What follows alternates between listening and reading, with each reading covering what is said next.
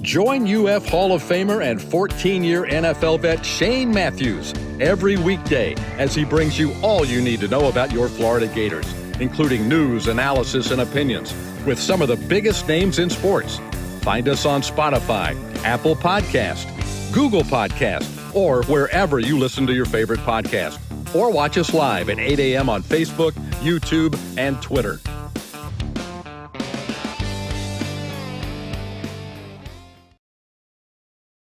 Good morning and welcome to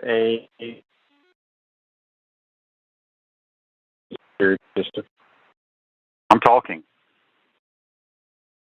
Good morning and welcome to a Thursday edition of Pod Up with Matthews in the Morning from the Crime Prevention Security System Studios, large enough to serve you, small enough to care. It's a Thursday. That means we got Brent, Beaird, our college football analyst.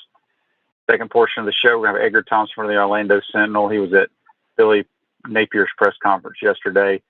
Get his thoughts from that, and looking forward to the Tennessee game. But let's go ahead and head to the Titan MR hotline, and we're joined by Brent Beaird, who's probably on the speaking circuit. I'm sure he's speaking somewhere tonight. It's Thursday. Good morning, Brent. How are you? Well, yeah, you were accurate, Shane. Good morning. I'm speaking to the Georgia Bulldog Club in Jacksonville. That is the second biggest Bulldog club next to Atlanta in the nation. So we'll look forward to talk to them. I'm sure that will be a happy group of dogs tonight. Yeah, there's no question about that. They're playing extremely well, and we'll talk about them later in the program.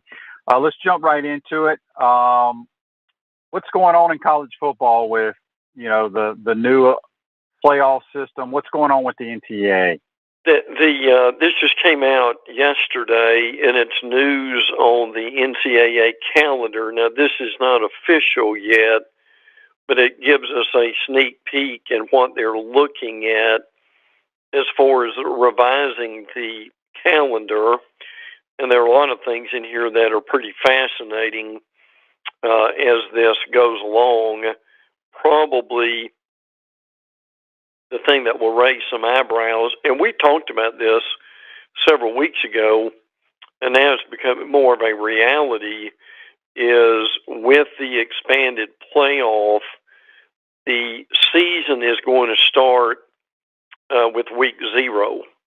In other words, I know it's a fleeting memory now, but people remember that Hawaii and Vanderbilt game that was started about 10:30 on the CBS Sports Network. Well, that's going to be pretty soon, the beginning of the regular season.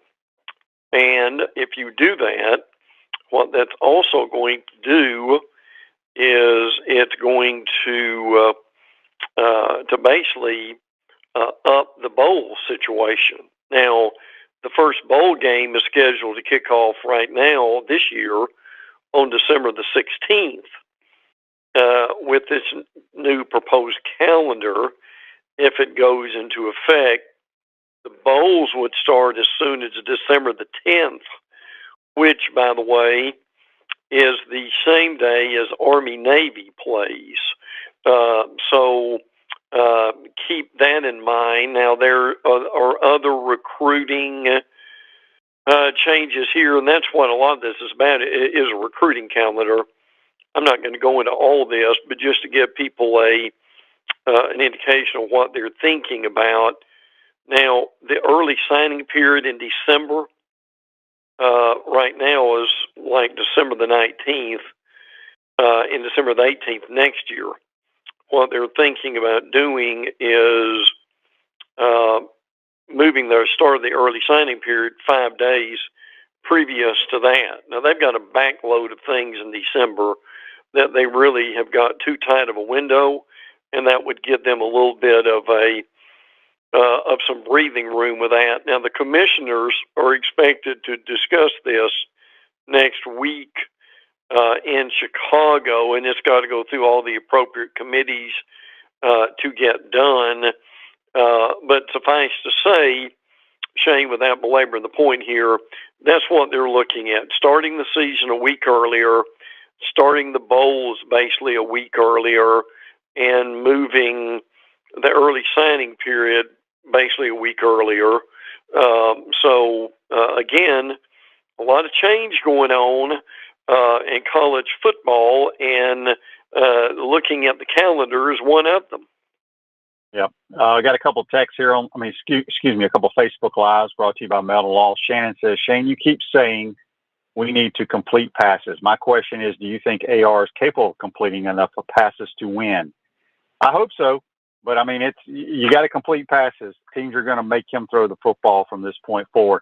And Alan says on Facebook Live, Brent, I guess you have to speak real slow to those Jacksonville, Georgia fans tonight. Yeah, well, it should be a lot of fun. I'm sure that they'll be in a good mood. Yes, they will. All right, so, what's interesting to me, obviously, we all know Herm Edwards got fired out at Arizona State. The next guy out west to get fired, in my opinion, will probably be the Colorado coach, Carl Dorrell, don't you think? Right. Very possibly. He's there for now. But the thing that's changed in college football is a lot of these schools are not waiting to fire a guy at the end of the year. You can get fired during your off week, I guess, or any other time. Some of this has to do with the buyout, but remember, Nebraska, they fired Scott Frost before October 1. On October 1, his buyout would have been half of what it was. His buyout when they fired him was about $15 million. If they would have waited until October 1, which is next weekend, it would have been $7 million. So even the buyout doesn't make that much difference, frankly, at this point. So yes, a lot of things going on with Herm Edwards. Shane, the thing that kind of surprised me a little bit with that is people may forget, and it's easy to do it, Herm Edwards was there 5 years. It just seem like he was there a couple of years? Yeah, and I don't know who they're going to hire, but it just seems like you should be able to win there at Arizona State. Not win at a high level, but win 8 or 9 games every year. Weather, just a good campus. Offenses in college football right now that are the most efficient. This will surprise some folks here who the top team is in America.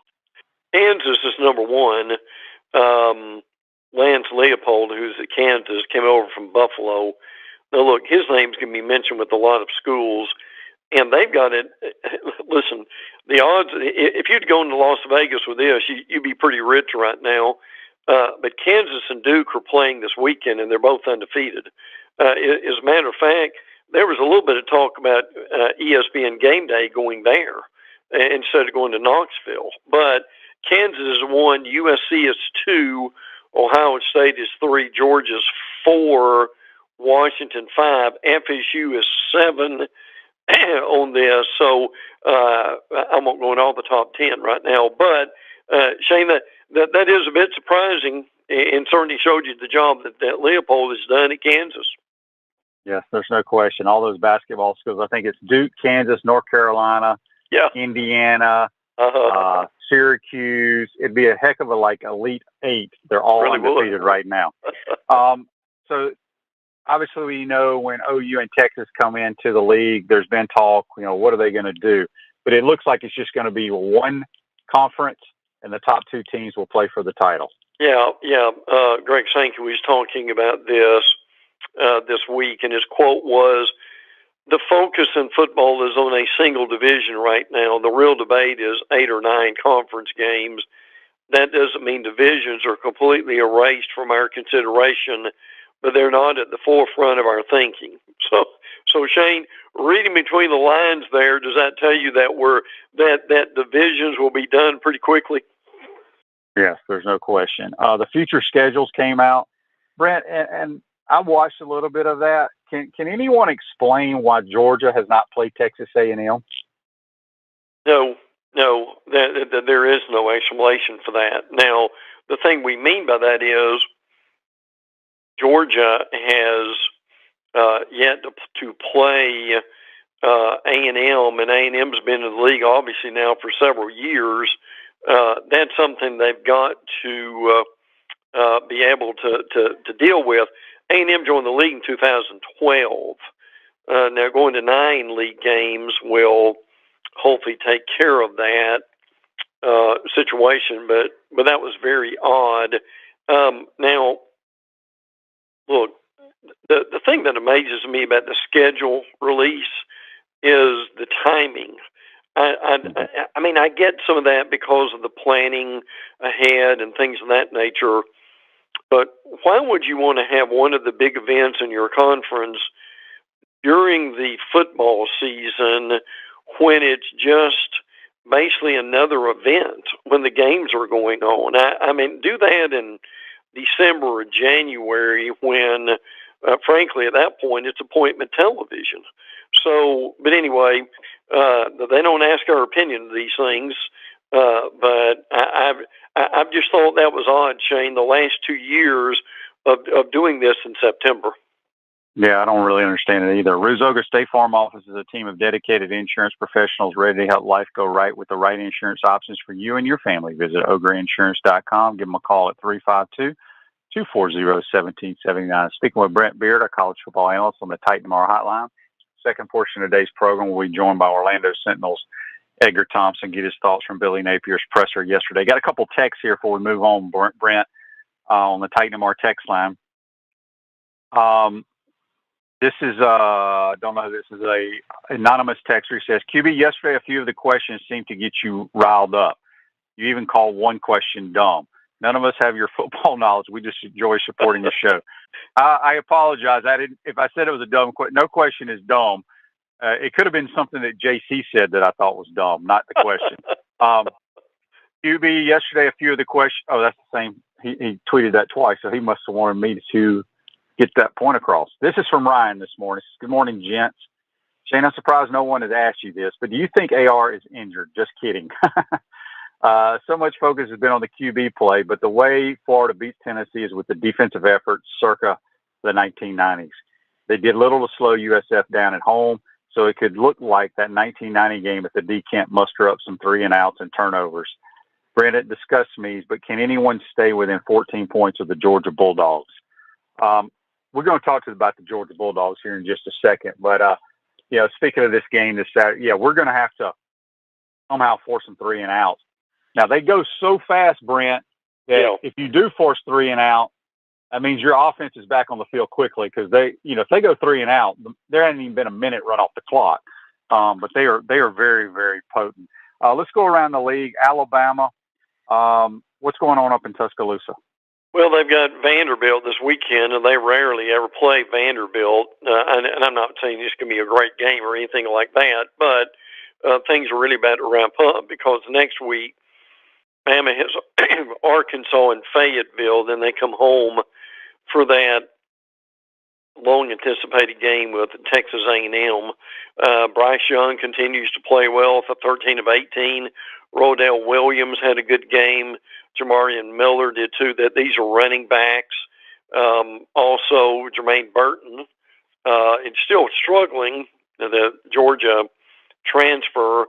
Tyler Booker, a freshman on the offensive line, has gotten some attention, so he's doing well. Jahmyr Gibbs continues to be the team's leading receiver, and he's a running back. The thing Bama really excelled in last week in the Louisiana Monroe game was punt returns. Kool-Aid McKinstry, yes, that is his name, he's a cornerback, had 4 punt returns, averaged 34 yards. So they were very impressive there. Aaron Anderson, who's been injured, he's a wide receiver. He may be back coming up. Now, the defense has only forced 1 takeaway, so that's going to be an emphasis. Vanderbilt has actually switched quarterbacks. Shane, I'm curious if you thought this was interesting, too. A.J. Swan is their new quarterback. He's a freshman. He can throw it, Brent. He can he? He really can.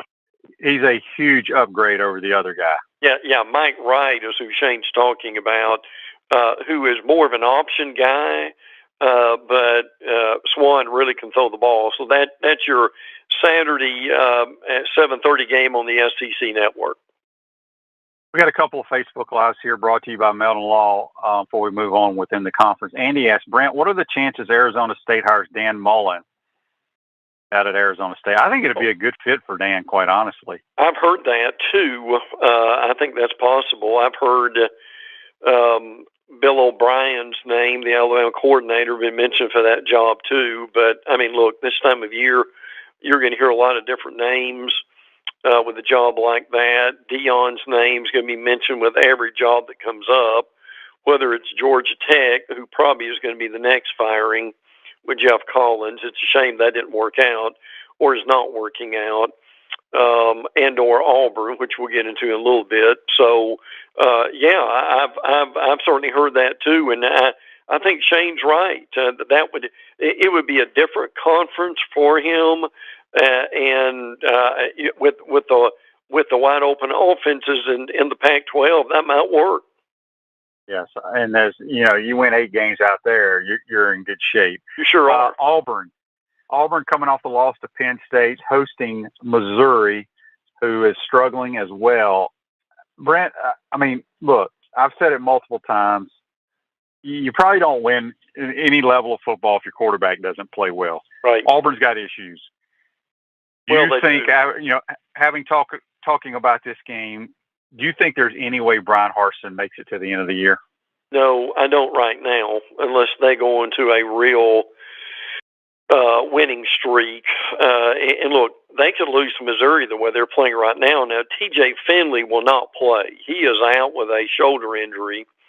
So that means that Robbie Ashford, the transfer from Oregon, he's a dual threat guy who they really like, but he's not the passer they need yet, and they're trying to develop him.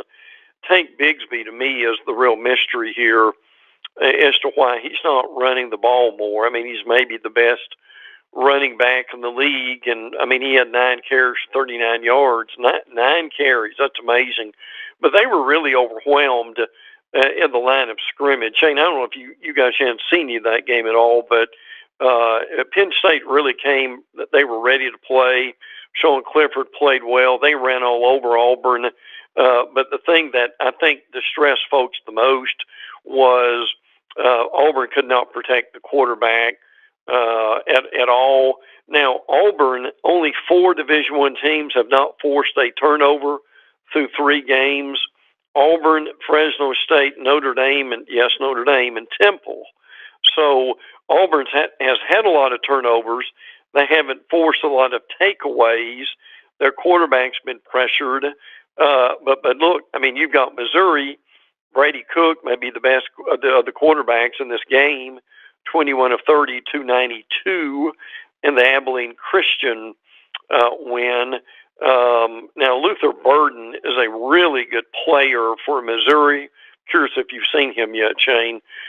He's a real game breaker. But look, I mean, even though this game's in Auburn, it's an 11 o'clock game. To me, this thing's almost up for grabs. I think I still want to say Auburn's got the better talent, but right now, Shane, in a game like this, does that necessarily mean anything?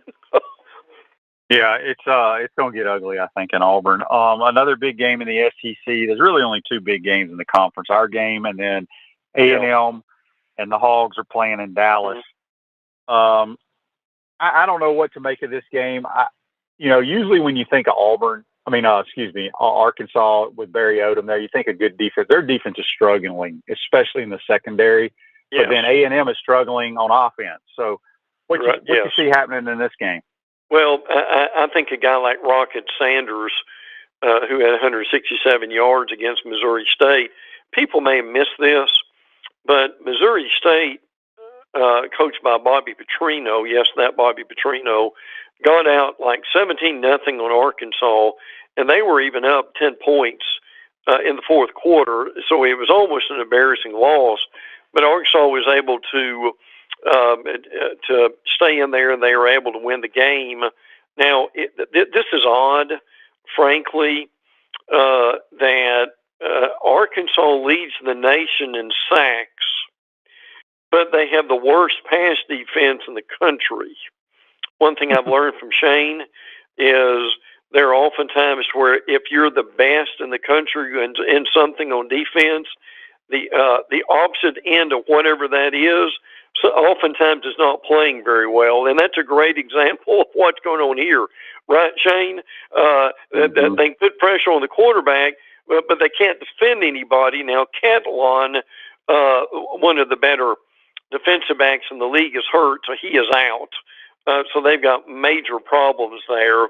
And again, so does A&M. I mean, Max Johnson started in the Miami game and played. He was 10 of 20 for 140.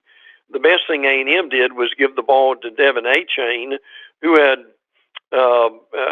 basically over 100 yards in rushing and receiving. Anaya Smith, too. I think a lot of these guys who were suspended for A&M for curfew violation will be back. Arkansas really plays well in this game. So, look, A&M can't afford to lose this game. Frankly, they would be on life support if they do, as far as the conference is concerned. So it is another big game Saturday night in Jerry's World. Yes, it is. And the other big game in the conference is our game, 3:30 kickoff on CBS. The Gators and the Vols. This used to be the game in the SEC for many, many years. How you see this thing playing out up in Rocky Top? Well, I mean, look, I hope Florida plays well, but what they can't do is get into a track meet with Tennessee. It's just too much trying to keep up with them. This game used to be the game in the SEC years ago. Now, people may remember this or may not, but you would have the U.S. Open tennis on CBS the first 2 weekends of the football season, and the third weekend you'd have Florida, Tennessee, and they would usually both be ranked in the top 5, certainly in the top 10 with that too. Now, I know you've talked a lot about Florida. Let me say a little bit about Tennessee. Obviously, you know about the particulars here with Hendon Hooker, Jalen Wright running the ball. Jalen Hyatt is a guy who's emerged at wide receiver along with Cedric Tillman. Now, they've got some injuries here. I think it's Jabari Smith and Tillman have been banged up a little bit. So we need to watch that. Balls are very explosive. Now, one thing to watch for with Tennessee, in their losses last year, they had a lot of penalties, double-digit penalties in 4 of their 6 losses that they had. Now, defensively, and this is a little bit misleading, Tennessee is allowing 14 points a game. Last year, they allowed 30. That's a lot of points. So it's in half. But the thing we got to remember is who they have played. And Tennessee's played Ball State and Akron along with Pitt. So the numbers are better. Their defense is better. But we've also got to take into consideration who they played in this game is important. So, Shane, I still say Florida's strengths are their offensive line and their running game. If they can control the clock and be able to run the ball, it's going to make a huge difference in this game. Yeah, it'll be interesting to see how it plays out. Georgia's got Kent State. Won't be much of a game, but you got to be impressed with how I tweeted. I believe I tweeted or I put it somewhere. I think Georgia's better this year than they were last year. They very well may be. I mean, when you look at this, it's really unbelievable. I mean, they've allowed 7 points or fewer in their first 3 games, which is amazing. They have scored 21 to 27 possessions. The record for Georgia in scoring is 41 points a game in 2014. They're averaging 43 points a game this year. Doesn't mean that they will continue to average that, but that's what they've got. Eric Gilbert did not play last week, day-to-day, personal reasons. We're not sure what that might be. Darnell Washington, we thought he was big. He's a tight end. He met the media yesterday and said he is 6'7.5", 280. Shane, how many 280-pound tight ends do we have in the league? None. William, it's amazing. William Poole, one of the linebackers, is leaving the team. But look, I'm with you. It's an unbelievable football team right now, and I'll throw this in there because of having a Heisman vote. You kind of watch for things like this. Brock Bowers, the tight end. I'm curious what you think about him this year. Shane, I've got my eye on him as a Heisman candidate. Believe it or not, even as tight end. The thing this guy can do in every game is, to me, is just unbelievable. Yeah, he's a really, really good player. And I was going to ask you about your Heisman stuff. We'll get that from you before we get you out of here. Natasha says on Facebook Live, brought to you by Mellon Law, have y'all talked about Auburn suspending their new basketball complex to focus on the NIL? I've not even heard that. Have you heard that, Brent? No, I really haven't. I know they're looking at, like a lot of schools, they're looking at a lot of, there's some, let me put it this way, a lot of schools are coming up with some creative ways to deal with their NIL. Text here on the Titan More text line. Good morning, QB. Do you think our corners can cover the Vols wide receivers? Seems like everyone forgot we have some elite talent in the back. I love our corners. Yes. Are they going to complete some passes? Absolutely. They're going to complete a bunch of passes because that's what Tennessee does and does it well.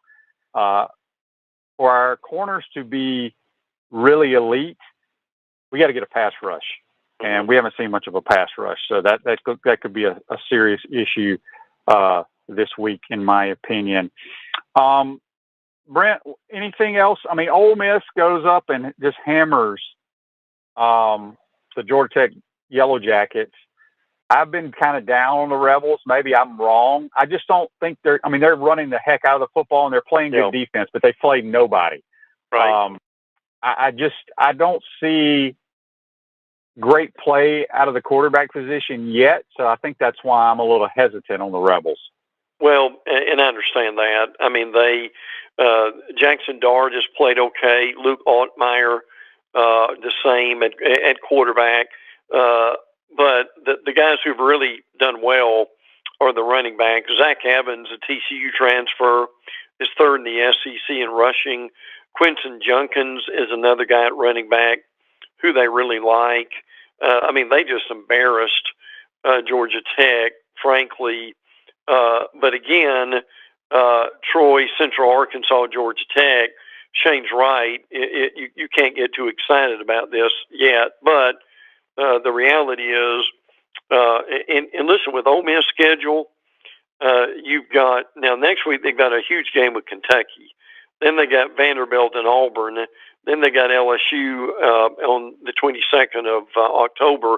They could come into that LSU game realistically either undefeated or with one loss. So we will keep our eyes on the Rebels.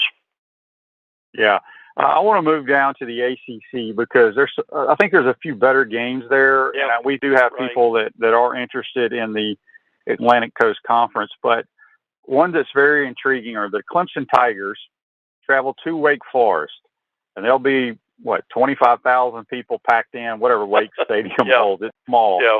But they're a really good football team with an outstanding quarterback. This is a scary game for Clemson. It is. I would agree with that. Sam Hartman at Wake Forest is really very good. They beat Liberty last week 37-36 in a great game, frankly. So Wake Forest had to stop a 2-point conversion by Liberty, or Liberty would have won. Now the thing with Clemson is DJ Uiagalelei is still struggling. 17 of 29, 221, 2 touchdowns. I mean, that's not bad, but they're hoping he'll get into another gear. What really is driving Clemson right now is Will Shipley, 12 carries, 139 yards. But to your point, this is a noon ABC game at Wake, so that will be very interesting. Big game for both these teams. It really is. Florida State, they stay undefeated with their big win over Louisville, lose their quarterback. Have we heard a report on what's going on with Jordan Travis? He was jogging yesterday. Now, Mike Norvell is pretty tight-lipped with any injury news, but now Tate Rodemaker played really well in the Louisville win. So the point is, Jordan Travis is not going to be out very long, which is great news. They're running the ball really well with Chershawn Ward, Trey Benson, and Lawrence Toafili. I love this Johnny Wilson kid, transfer from Arizona State. He's been tremendous, 6'7". Their defense is getting better. They only allowed Louisville 10 points in that game. Now they will probably beat Boston College, although this is a game they've lost in the past, and they've got to be careful. This is the 8 o'clock game Saturday night on the ACC network, so it's a big game for them. But to start 4-0 at Florida State, and at that point you would almost be guaranteed a bowl game, which would mean a lot to them. But what's different about Florida State this year, Shane, is when they lose somebody, they've got a capable replacement, so that means they've got depth. And this is the first year in quite a while that they've had that, and boy, did it make a difference in the Louisville game. Yes, it did. Okay, I'm going to steal one of your nuggets, Brent, because Sure. This is just one of the most incredible stats I've ever seen. The Miami Hurricanes against the Aggies. Yes. had more than 27 first downs and didn't score a damn touchdown the entire game. Yeah. That is unbelievable. Yeah, it is. I don't get that there are some really strange things in this game. Tyler Van Dyke's one of the better quarterbacks in the ACC. He missed 20 passes in the game. Now, his leading receiver, Xavier Restapro, was out, so that made a difference. But Josh Gaddis really was very conservative in this game. They really should have went downfield. The thing that amazed me about this, Shane, is you remember all the suspensions and the injuries in the A&M secondary, and they really did not even test the A&M secondary that much at all. The running game with Henry Parrish worked out well. They probably even should have run the ball more. But Shane, that was a game that Miami really should have won. They should have taken a few more chances in a game like that. But again, give A&M credit for holding on to win the game. All right, Brent, before we let you go and get to Edgar Thompson, your top 3 Heisman guys as of today. Well, I would certainly throw C.J. Stroud in there. I would put. I still think Bryce Young has played well. Robinson at Texas. I'm looking at him, and I mentioned Brock Bowers a few minutes ago, and I've got him in there too. I mean, he may be 3. I'm throwing him maybe as an alternate at this point. And again, it's fun to keep up with this. But I've seen a lot of guys who were surefire winners in September who disappeared in October, November. So I always say you don't win the Heisman in September, and you don't win the national championship in September either. Very true. Brent, great stuff as always. We'll talk to you next week, my man. Enjoy it, pal. Take care. That's Brent Beaird. Join us on the Titan MR hotline. Going to take a quick timeout. Come back and be joined by Edgar Thompson, the Orlando Sentinel. Get his thoughts on the Gators heading up to Rocky Top. We want to take this moment to thank all our sponsors who keep the show going and pay the bills. Our premium sponsors are Crime Prevention Security Systems, large enough to serve you, small enough to care. Titan MRI, Gainesville's only locally owned and operated MRI facility. Meldon Law, the only official law firm partner of the Florida Gators. Peachland Dental, Gator Nation's first choice for dentistry in Port Charlotte. Comfort Temp, comfort is our business, peace of mind is our promise. QC Kinetics, live pain-free with QC Kinetics.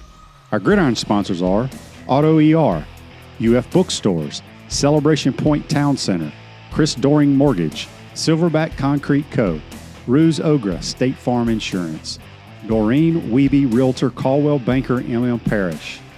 Our touchdown sponsors are Campus USA Credit Union, Adams Rib Company, Gator Dominoes, Celebrate Primary Care, Gator Bait Media, Okido America, Style Cuts, Ironwood Golf Course, Big Mills Cheesesteaks, MB Listing, McDonald's of Gainesville, 84 Lumber, Tropical Smoothie Cafe, Avra and Smith, Dowling Signs, Baker's Sporting Goods, Silver Cube Billiards and Sports Bar. If you are interested in promoting your business on the show, visit potupwithshane.com and click the Advertise button. Again, thank you to all the great businesses that support the show. If you like what we are doing here, make sure you follow us and support the businesses that support us.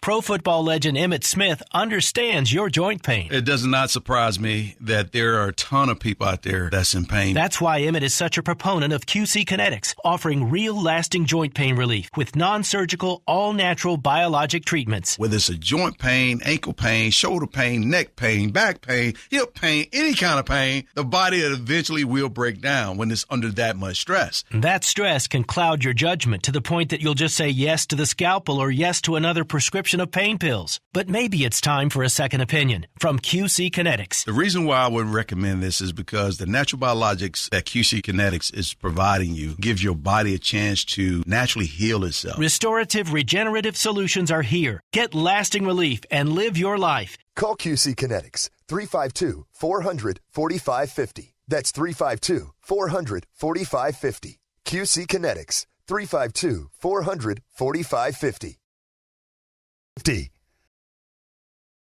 Welcome back to the Crime Prevention Security System Studios, large enough to serve you, small enough to care. Chris Doring Mortgage, they do mortgage lending right, helping home buyers throughout Gainesville and North Central Florida. Call Chris Doring Mortgage today at 352-244-0840. Speaking now of Gator football, we're going to head to the Titan MR hotline. We're going to be joined by the Florida Gator beat writer for the Orlando Sentinel, Edgar Thompson. Good morning, Edgar. How are you, buddy?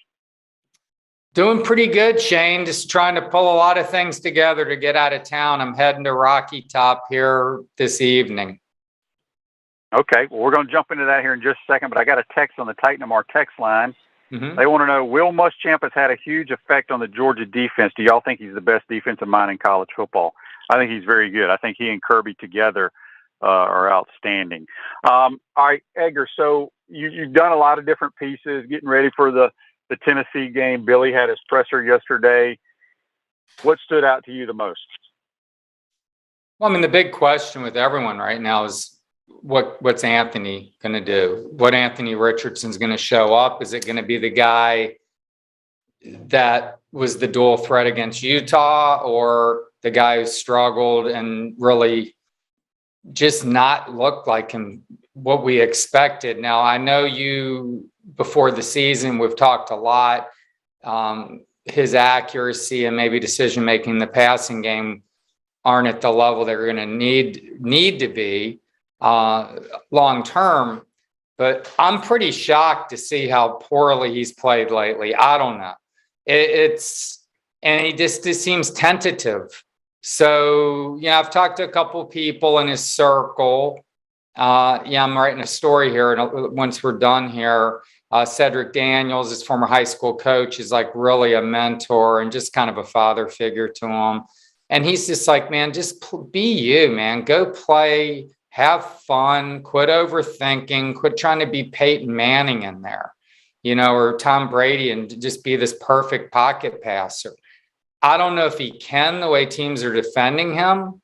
And also the way the Gators run offense. I'm curious what your thoughts are there, because they do a lot of 12 personnel and things. So things tend to be more bunched than spread. Is that taking some of his options away? I don't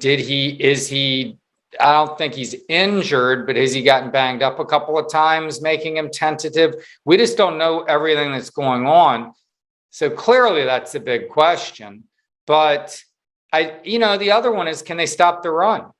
They moved Des Watson to starting nose tackle. I texted you that last night because we've been talking about Big Des a little bit. He's a intriguing specimen, to say the least. I mean, the kid is massive, 6'5". He's down to 415-ish. He says he's lighter than 415 now. He's lost 40 pounds since training camp, Billy said last night. This young man, I asked him, I said, so what's your best lift? What tell me something like what you can do in the weight room, because you look at this kid, he's massive. I'm just kind of curious what some of his physical attributes are. He's like, I'm pretty flexible and I can, pretty do squats, deep squats. He can squat 720, Shane. And then he's like benching 520. Crazy. I mean, right? He's just a physical marvel in some ways. All these young men are, but I don't know where his stamina is going to be, how he's going to hold up against this up-tempo attack at Tennessee, all that. But they're definitely trying to put him in there, I think, to shore up the run game a little bit and see if that helps. And another piece of news, Ventrell Miller is a game time decision, questionable. I would doubt he's going to play. He's got a foot issue, but he's getting closer quicker than maybe we thought. So that's good news because the Gators defense has really missed him. Yeah, it'll be interesting to see if he plays. I'm going to go back to a couple of your comments that you had regarding, Billy Napier trying. I'm not saying you're putting these. This is, I think, what some of his people think. They're trying to make him a pocket, but they aren't. What people don't understand is other coaches are paid to win games just like Billy Napier's paid to win games. They have scouting departments, and their job is to say, okay, what is the best way for us to defend the Florida Gators to give us the best chance of winning? And it's to not let 15 run the football if we can help it. Now, he's still going to get some runs off, but they're going to make him stay in the pocket. People think that Billy's trying to make him a pocket passer. He is not. It's just the way they are scheming him. And so I continually say it. For Florida to win games, he's going to have to complete some passes. I mean, not have to complete them all, but just complete them. Your 12 personnel. Billy, tell me about that, because I'm not saying Billy's trying to turn him into Tom Brady. I'm just saying that's the way. But he might think he needs to do that. Is what I'm saying. Like, right? NFL teams, 22 scouts showing up at the Swamp for Kentucky. No. He's like trying to show them, Well, he didn't do a very good job. No. You talking about Billy trying to show that, or Anthony trying to do that? Anthony, like he's putting. Well, look, it doesn't matter. Here's the thing: Anthony doesn't have to complete any passes, and they're going to draft him off potential. So that's the whole deal. But the 12 personnel, I've heard people talk about that. 12 personnel gives you mismatches. That's why people run it. So you should have an advantage in whether it's the run game for him or him getting outside the pocket or what. But teams are going to design defenses because he is an elite runner of the football when he gets going. And that's what good teams do. They try to put their kids in a position to be successful by stopping the opposing team. I'll be anxious to see what Tennessee does. I expect to see very similar plans that South Florida and Kentucky did. They're going to say their Gator quarterback has got to complete some passes. And then if he does complete some passes, I don't think they change their philosophy because the best thing he does is run the football. So I think you're going to see that. And it just comes down to him completing passes, and we shall see. I think people talk about how he doesn't look the same. Edgar, my personal opinion, and we all have our own opinions, I think he's frustrated because he's not being able to do what he's always been able to do. I definitely think there's some frustration and confidence. Right. And so the more tape that people have where he struggles against whatever's on that tape, it's going to be duplicated.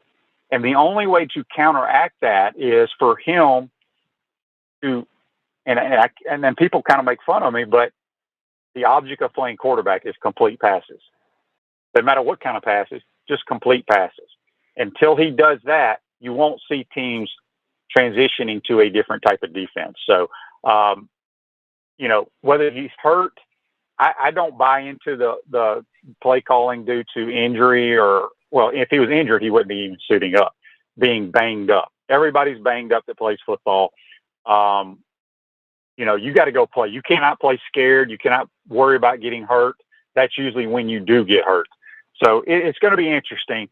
I hope he breaks off a couple of runs early in the game to get him going, because that's what he does well, and maybe that will give him some confidence. But we shall see. But defensively, as you said, to me, that's bigger than the offense, because I think we can run the football well enough Alexis to kind of milk the clock, shorten the game. But can we even force stops with Tennessee's offense against our defense? I think that is the biggest key to this game. Oh, I do too. I mean, I definitely think the run game, but the big question's Anthony's what I was trying to say. But I think the way they won the football game is running it.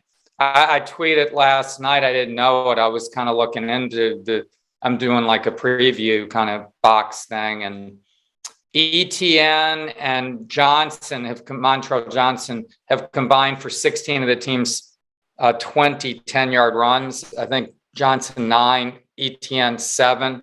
Naquan Wright has 1. Now, not coming down on him, but the point is ETN and Johnson seem like your 1-2 punch to me. Now, I don't know how you distribute all these carries, touches, how you get Anthony, how many design runs you have, how many times he should run. I don't know what your thoughts are on touches and sharing and running backs by committee, but I think that ETN needs to touch the football more. Well, I think my guy's been Montrell Johnson. I like ETN as well. I like Naquan, but I think Montrell's the best overall back. I've said it since the spring. But the problem is, it's hard to get any of them touches if you don't stay on the field, or our defense and get them the ball back. I mean, if you look at South Florida, I know people complaining about the touches here and there, but we never had the football. We only had like 40-something plays. 48 plays, man. That's not going to work. Yeah, that will not work. It's a combination of the offense not converting on third downs and the defense getting off the field. Text here on the Titan of our text line from an anonymous text says, does Billy unleash the run game in Tennessee? I mean, could this be a game? What was the game that Florida beat Georgia where Treon Harris threw 4 passes? Remember that game? Yeah, I mean, I do remember that one. I mean, but then you had the one where, I was mixing up with the Muschamp game after he'd been let go, and they had 2 guys almost rushed for 200. Yeah, that was that game. No, that was 14. Was Treon on the team then? Because maybe was he? Maybe he was on that game. Yeah, that's right. He was on the team then. Because he was with Muschamp as a freshman in 2014. So that was the game, 2014. Yeah. Yep. Scott asked here, some podcasters have taken issue with Billy's pass route concepts, calling them simplistic. Have you seen anything with Billy's play design? No. We need them to be simple because you've got to keep it simple, but we still can't complete them. I mean, that's the bottom line. So Shane, question. So I know Anthony's got to be careful. I mean, we saw what happened with Georgia. I mean, just can't be taking on, multiple defenders or running at linebackers like the concussion hit from Adam Anderson. But can he is there chances where maybe he doesn't see something after 3 seconds or whatever and tuck it and run, pick up 3 or 4 yards? Can he play that way a little bit more? I mean, are you seeing opportunities for that? I don't know. I am asking. No, I don't know. Maybe he might could do that. I mean, he tucked it a couple of times against Kentucky and South Florida and didn't get much because teams, like I call them, they're slow rushing him. They're not rushing up the field to give him running lanes. They're going to force him to make a decision and throw it. We got a couple of Facebook Lives here. Joseph said defenses are definitely going to try to keep him in the pocket. There are ways to still get him in space. Got to scheme something up, adapt your playbook. That's what great coaches do. I agree with all of that, but they're not going to allow the big play. You can scheme up. It's hard to scheme up run plays for big yards. I can tell you that right now. The quickest way for big plays, explosive plays, is through the air. Greg says AR should know he should come back next year. He will be drafted on potential, folks. Even if he comes back next year, does that mean he's going to complete passes? That's my question. Here's what somebody asked me the other day. Why don't they start John Kitna or Jalen Kitna? First of all, it will surprise Tennessee and then bring Anthony in like the 3rd series. What do you think about that, Edgar? I think you're nuts, but yeah, that's why is that nuts? The kid is not thrown a college pass. Did you see a spring? Okay, so let me. Did you see a spring game? Here. Do you know what his spring game stats? But hey, I don't care. I don't care. You heard Billy talk about how he's thrown the ball well this week. Go ahead. My point is, I had to have my first start with no passes thrown. Danny Werfel did the same thing. Rex Grossman did the same thing. You got to start somewhere. I'm just saying, if we got it's crazy to me, and maybe because I played quarterback, but it's crazy to me that we all sit here and try to say we got to find ways for our quarterback to run the football. I mean, think about that. I did take the Florida Gators I'm out with you. And he was horrible. Take the Florida Gators, take Anthony Richardson, take Tim Tebow, take every quarterback you know out of the picture, and just think about how crazy it sounds that a fan base and medias and podcasters are going, we got to find a way to get our quarterback running the football. Well, hell, we might as well put number 32 on them then. It blows my mind that we even think that way. Because normally you say, okay, the quarterback position is the guy who gets the ball in his hand every play, and his job is to distribute and throw the football. But we sit here and try to worry about how to design run play. It blows my mind. And like I said, it's not against anybody. I'm just saying it's crazy when you think about it. You ever thought it that way? Well, I mean, in this day and age particularly, I mean, if we go back years, sure. I mean, teams ran option and wishbone and all that, but well, yeah. But in a modern offense, yes, I agree with you. They're just they got to find a way to get that kid's confidence back. He was horribly inaccurate against Kentucky. I mean, he missed guys. There were some open guys he just missed badly. He was South Florida's first half. He was pretty sharp, right? 7-9 for 75 yards. And then the wheels came off. I don't know. That is one thing too, Shane. Halftime adjustments have been outscored 24-0 in the third quarter so far, the Gators, and twice the run defense kind of tanked Utah, particularly, and Kentucky to a lesser degree, but Kentucky was effective running the football in the second half enough to keep the Gators off the field. And then last week, they got better against the run, but then the Gators offense in the third quarter just didn't do anything. 2 3-and-outs and a pick. So they need to do better at that, I think. I mean, don't you? I mean, just on paper they do. Well, on paper they do, but as I said, the weakness, the biggest weakness in this entire football team, and I've been telling everybody, is the front seven on defense. I don't care, even when Ventrell comes back, it's still a weakness because they have trouble stopping people. They may play good in the first half, and you can call about depth or whatever, but I'm telling you, the body of work says they can't stop people. South Florida's offensive line was head and shoulders better than Kentucky's. I was shocked. I thought Kentucky has the worst offensive line I've seen in the SEC in years. That's the biggest key. That is the biggest key to this football game is, can the Gators do anything to slow down the Tennessee offense? So, but it's anyway, Edgar, time goes by way too fast because we get in these heated, not really heated. This is the most heated discussion by far. Well, it's not heated. It's baffling when you think about it. When you really think about the game of football, and like I said, you take out whatever team it is, and you sit there and you think about people wanting we got to get our quarterback running the football. I mean, it's almost laughable. Not any individual person, but usually you got to go, so man, we got to get our quarterback. We got to get him throwing it. You know what I mean? So. Well, they do need to get Anthony throwing. They need to get him some confidence, whether it's dinking and dunking or screens or whatever. I don't know what it is. Just get the kid in a rhythm. I don't know what to expect from him long term, but I think we saw enough against Utah, but maybe that's a Utah thing. Utah played way too much man. I guarantee if their coaches played the game again, they would not play any man. They would play zone.